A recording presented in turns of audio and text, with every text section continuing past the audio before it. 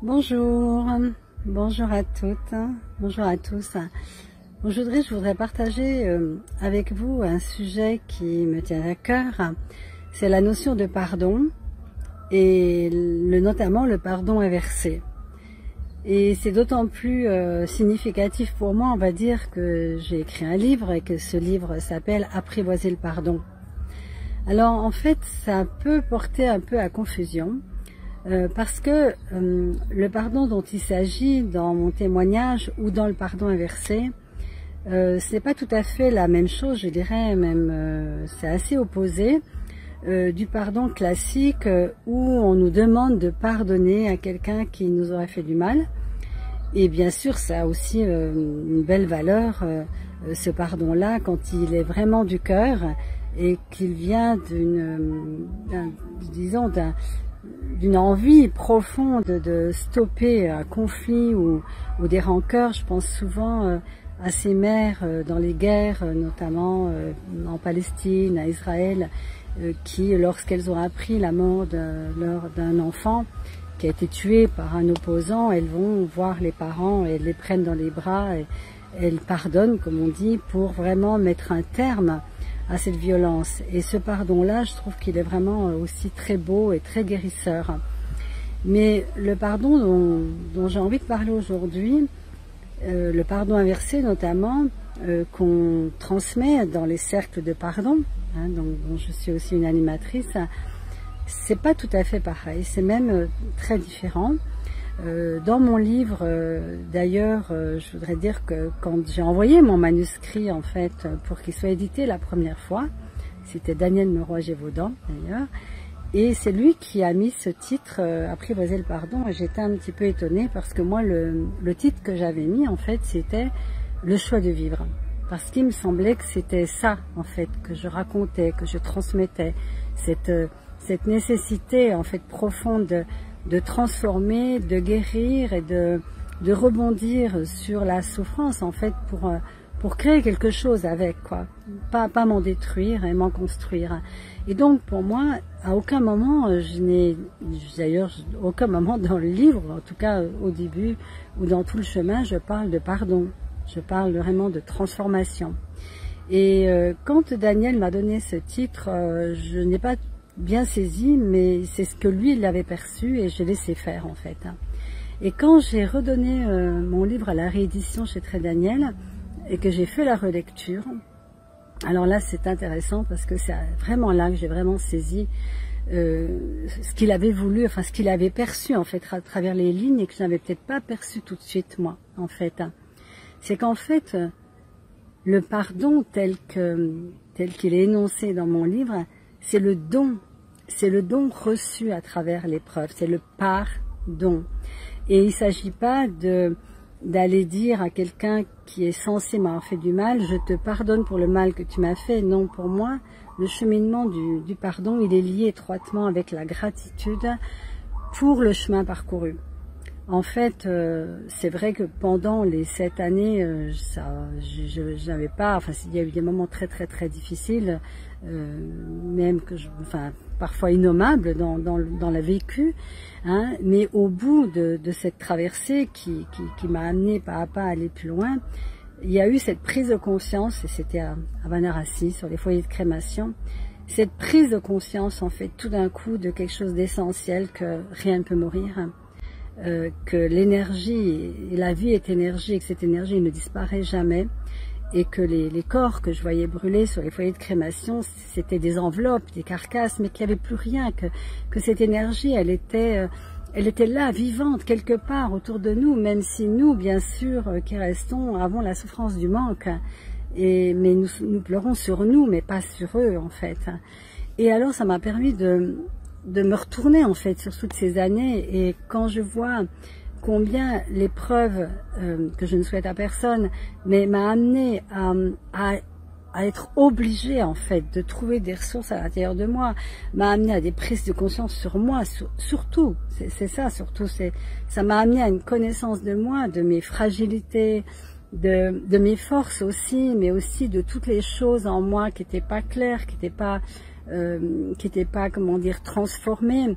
Et cette façon qu'on a de projeter sur autrui, en fait, ce qui n'est pas transformé en soi.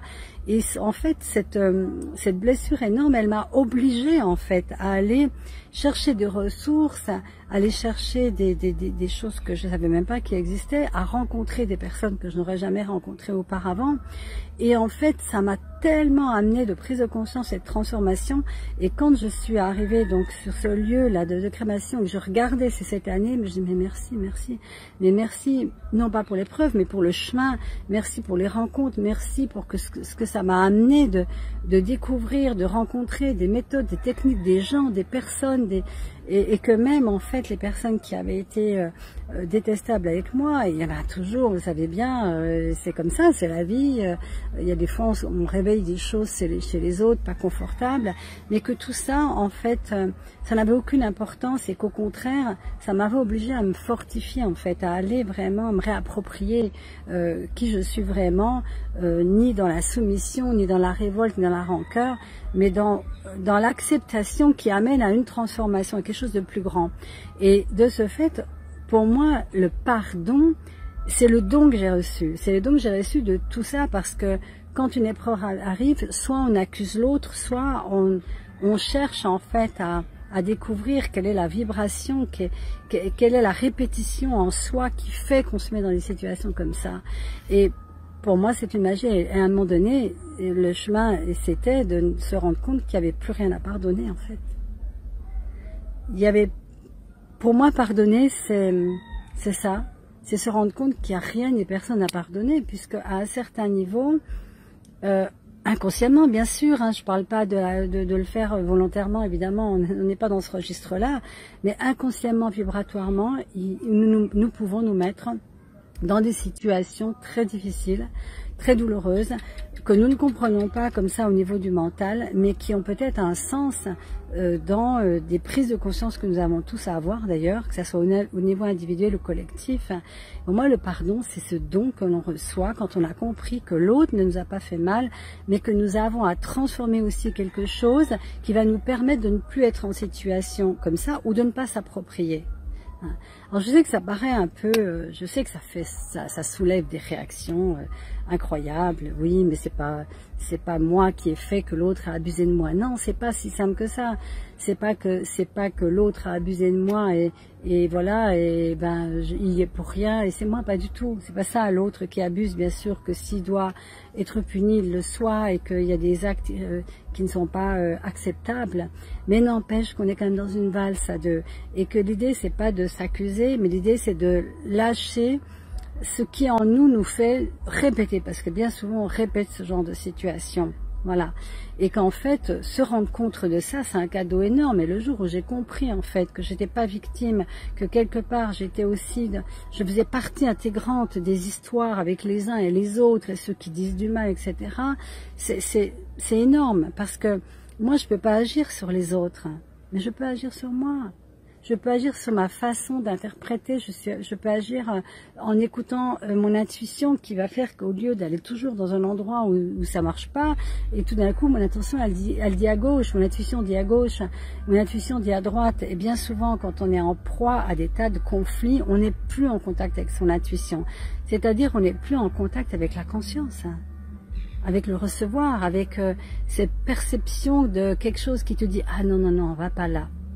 En fait, c'est ça, en fait, le grand cadeau. Le grand cadeau, c'est de pouvoir vivre avec le GPS de la conscience. Et tout ce cheminement, moi, ça m'a amené ça.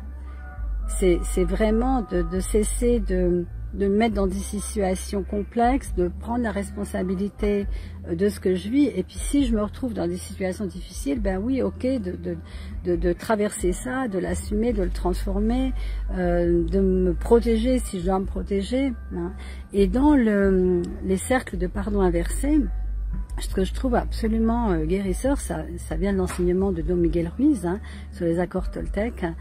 Et pour moi, ça a été énorme parce que quand on est dans les cercles, il y a un cercle intérieur-extérieur et la personne d'un des deux cercles va dire donc à la personne en face, je te demande pardon. Et qu'est-ce que ça veut dire? Mais ça veut dire que si vous avez une personne qui vous a abusé, qui est en face de vous, au lieu de lui dire, comme on pourrait croire, je te pardonne, hein, on va lui dire « je te demande pardon ». Vous allez me dire « mais c'est horrible, mais comment on peut faire ça ?» Mais tout simplement parce que quelque part, sous-jacent, on pourrait dire, ça veut dire « je te demande pardon d'utiliser ce qui s'est passé entre nous, d'utiliser le mal que tu m'as fait pour fermer mon cœur et ne pas créer quelque chose de nouveau et de plus grand dans ma vie. » Si vous voulez, c'est ces personnes qui disent « oui, je ne réussis pas ma vie parce que ma mère ne m'a pas aimé ». Ok. Et bien dans ce genre de situation, ça serait, alors la mère symbolique, parce que bien sûr les personnes qui sont là, elles représentent, c'est du transpersonnel, donc elles représentent, sans même qu'on s'en rende compte, des situations qu'on a vécues. Et quand on va dire par exemple à quelqu'un qui représenterait notre mère éventuellement, je te demande pardon, ça veut dire je te demande pardon d'avoir passé ma vie à t'accuser de ce que je n'arrive pas à créer maintenant dans ma vie. Et ça c'est fabuleux, fabuleux pour la personne qui le dit, parce qu'elle se responsabilise. Ok, j'ai vécu ça, mais maintenant qu'est-ce que j'en fais? Je vais pas changer ce qui s'est passé, je vais pas changer que ma mère m'a pas aimé comme j'aurais voulu, mais comment je peux le transformer moi? Comment je peux en faire un cadeau de ça, hein? Et la personne qui entend « je te demande pardon » et qui a été accusée toute sa vie du malheur de quelqu'un d'autre, je vous dis pas ce que ça crée à l'intérieur. Combien de fois vous avez été accusé par un conjoint, par un parent, par une sœur, par un enfant, oui c'est à cause de toi que j'ai raté ma vie, c'est à cause de toi que je suis malade, c'est à cause de toi ceci, cela, et que vous l'avez porté en vous, même si vous saviez au fond que c'était pas vrai, et tout d'un coup quelqu'un en face de vous représente plus ou moins ce partenaire, et il vous dit je te demande pardon, et implicitement je te demande pardon de t'avoir accusé de tout. Waouh. Donc je vous dis pas dans les deux sens, c'est fabuleux. Donc il y a vraiment quelque chose dans le pardon qu'il faut démystifier du côté peut-être plus religieux qui est tu es bien bon donc tu vas pardonner à l'autre, parce qu'il y a aussi une supériorité parfois, mis à part ce que je disais au début, ces familles qui décident de transformer la blessure et de ne plus accuser, de ne pas en vouloir à l'autre, et là il y a quelque chose de très beau du cœur qui sort, mais parfois c'est un pardon un peu j'ai envie de dire mental, quand on dit je te pardonne, bon, là d'où je suis, je te pardonne, ça peut être un peu supérieur parfois, voilà. Donc moi, c'est pas une vérité que je suis en train de dire, mais juste un partage parce que j'ai vraiment vécu cette différence, cette autre vision du pardon, qui n'est pas en opposition du tout avec les autres formes de pardon. Tout dépend si ça vient sincèrement du cœur, quoi. Si ça vient sincèrement dans un but de cesser tout conflit, d'adoucir aussi et de permettre que le cœur s'ouvre à nouveau, j'ai envie de dire que toutes les méthodes sont bonnes, voilà. Mais là, en fait, dans le pardon inversé, il y a vraiment cette prise de responsabilité, voilà. Ok, je te demande pardon de t'avoir utilisé. Combien de fois on utilise notre histoire pour justifier qu'on a raté sa vie, enfin raté, mais disons qu'on n'est pas heureux. Et si on pouvait choisir d'être heureux, même si on n'a pas eu une vie magnifique, même si on n'a pas eu des gens qui nous aimaient, même si on n'a pas tout, et si on avait la capacité de nous aimer tellement, nous, de nous chérir, et de remplir nous-mêmes ça, et d'arrêter d'en vouloir à toute la planète, pour tout ce qu'on n'ose pas faire souvent, qu'on n'ose pas faire dans notre vie, d'arrêter d'être envieux des autres, d'être envieux du bonheur des autres qui peut-être n'ont pas été si heureux que ça avant, mais ont choisi de transformer justement, je dirais, on dit que le plus beau des lotus est fleuri dans la boue, mais peut-être que notre boue intérieure, la boue que nous avons, que nous considérons, sur laquelle nous pensons avoir vécu dans notre enfance, ou voilà, avec les gens qu'on a rencontrés, était justement le ferment, le fumier, vous savez, nourrissant, qui va permettre que nous fleurissions au monde. Voilà, ben je vous souhaite, je vous demande pardon si j'ai utilisé l'un ou l'autre pour justifier de choses qui étaient difficiles ou que je n'avais pas réussi à faire. Et je me réapproprie totalement mon bonheur, et vous êtes libre, tout le monde est libre. Je vous aime, ciao.